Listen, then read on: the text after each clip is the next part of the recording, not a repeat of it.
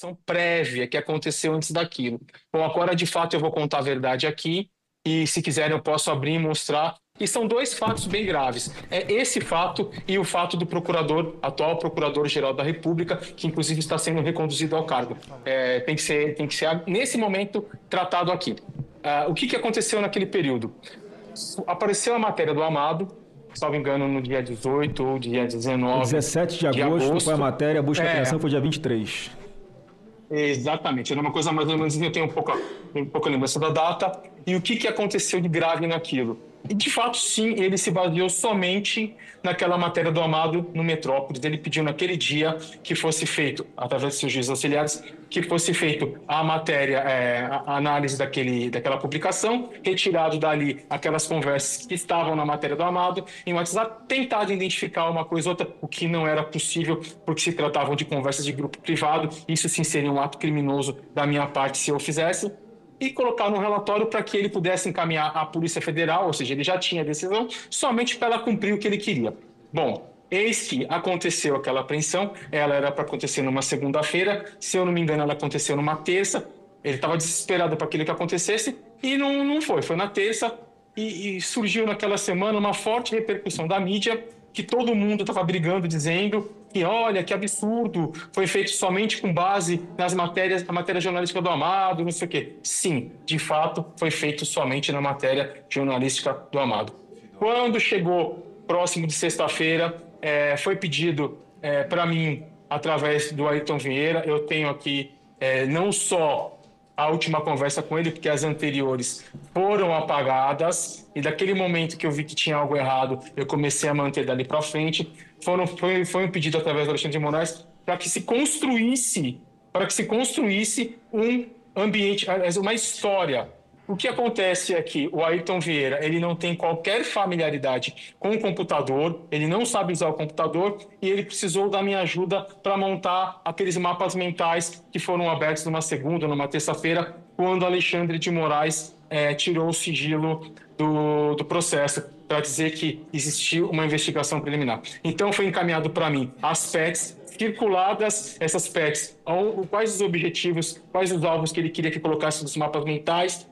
Foi pedido para que se confeccionasse um parecer, um relatório com data retroativa, e eu assinando pelo Supremo Tribunal Federal, ao qual eu não era nomeado. Foi pedido para fazer toda essa história encaminhada para o Ayrton, para que o Ayrton, dentro do processo físico, fizesse da forma que ele acha. Eu acredito que foi feito, colocado isso anterior. Então, não existiu. Se quiserem aqui, eu compartilho esse material, eu compartilho um cronograma, para que vocês olhem a data que esse material chegou em minhas mãos, a data que essas PETs chegou circuladas, a data que o mapa mental, que todo mundo da imprensa viu no dia que ele tirou, foi confeccionado. Por favor, por favor. Se o senhor puder mostrar para a gente aqui, porque enquanto o senhor está preparando aí para mostrar para nós, pelo que eu entendi, há uma matéria jornalística, o ministro Alexandre de Moraes dá ordem para essa assessoria de combate à desinformação produzir algum relatório, ele determina a busca e apreensão somente com base na matéria de jornal, sem saber se aqueles diálogos eram verdadeiros ou não, se tinham autenticidade ou não. Depois, o outro desembargador, que é juiz auxiliar dele, pede ao senhor Eduardo Tagliaferro para ajudá-lo a confeccionar um novo fundamento da decisão, é isso? Exatamente, senador. Então, o senhor consegue provar que o fundamento para a busca e apreensão foi feito depois da busca e apreensão. Então, houve uma fraude no documento, é isso? Exatamente, e isso me deixou um tanto quanto preocupado, e entendi porque todos os processos são físicos e ele só tira o sigilo no momento que ele acha interessante e nas peças que ele acha interessante. Bom, aqui, ó, os senhores estão conseguindo ver aí? Estão conseguindo ver? Sim, só sim. Para eu ter uma... Sim, pode prosseguir. Tá. Bom, isso aqui eu fiz um PDF super simples, até mesmo porque isso seria a matéria da CNN e ela se recusou a fazer. Tá? Ela me enrolou por quase 2 meses e se recusou a fazer. Então aqui mostra, na data, tá? Na data aqui em que aconteceu a a matéria do Amado, o link dessa data, tá? E aqui o pedido de Alexandre de Moraes, de 19 de agosto, né? Onde ele vai lá e ele fala o que precisa fazer. Bom, aqui tem tudo, a matéria jornalística, do dia que ele fala, que foi no dia 23/8/2022, né? Que está bem aqui, que aconteceu a busca e apreensão.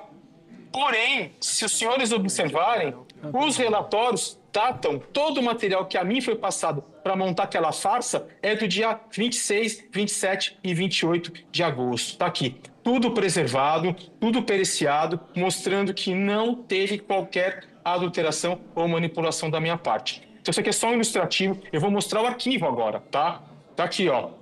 Mapas mentais, se os senhores olharem, esse mapa aqui foi o mapa, não sei se os senhores se recordam, foi o mapa que estava no processo, foi um mapa mental feito por mim, nesse dia aqui, ó, 29 de agosto de 2022. O que é mapa mental? Só para que a gente possa entender.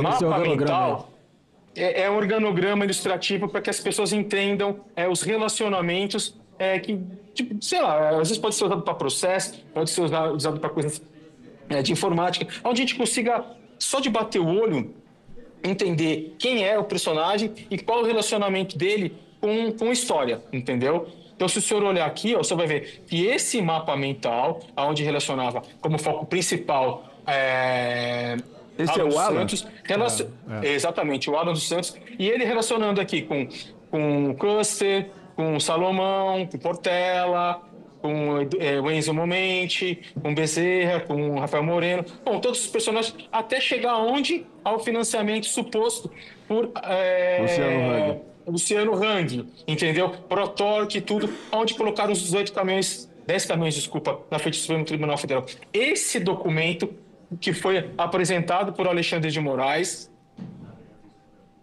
quando ele tirou o sigilo, para justificar que existia uma investigação preliminar e que toda a busca e apreensão não foi lastreada somente no do Amado, para ele se justificar e não ficar tão ruim, foi confeccionado por mim a pedido de Ayrton Vieira, uma vez que Ayrton Vieira não era para eu ter feito, tá? Ayrton Vieira não sabia mexer com o computador. Então isso chegou nas minhas mãos por acaso. Se o senhor olhar aqui, ó, em todas as PECs, olha a data, essas PECs aqui, Moraes nem sabia que o Ayrton Vieira tinha me passado. Ayrton Vieira pediu para mim, não fale nada.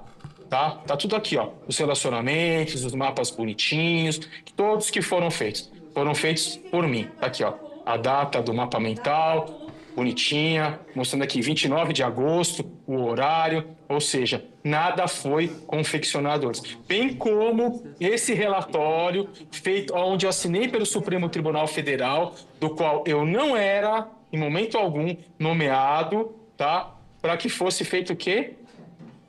A porcaria da busca e apreensão um dia depois. Que loucura do caramba. Depois. Olha a data da confecção desse documento, 28 de agosto de 2022. E não 22 de agosto de 2022, como eles colocaram.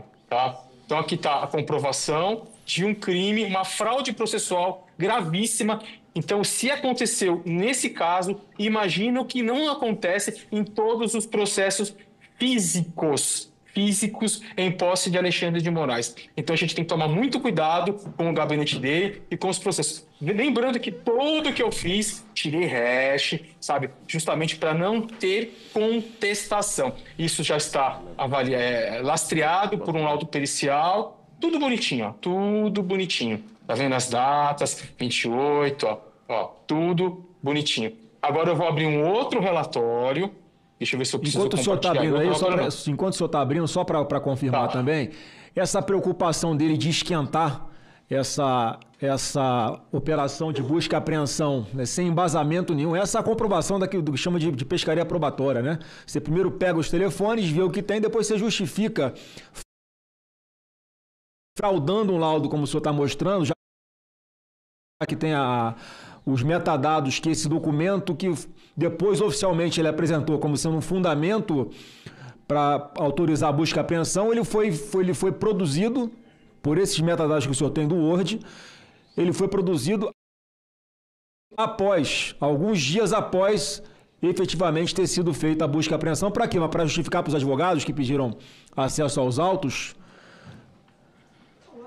Eu acredito que sim, e para justificar para a imprensa, porque a imprensa estava batendo pesado nele, dizendo que ele tinha feito isso somente com base numa matéria jornalística do Amado, que de fato foi. Eu estou com um pouco de dificuldade de parar o compartilhamento aqui e poder trazer o novo aqui. Deixa eu olhar aqui, peraí. Não, só fique tranquilo aí.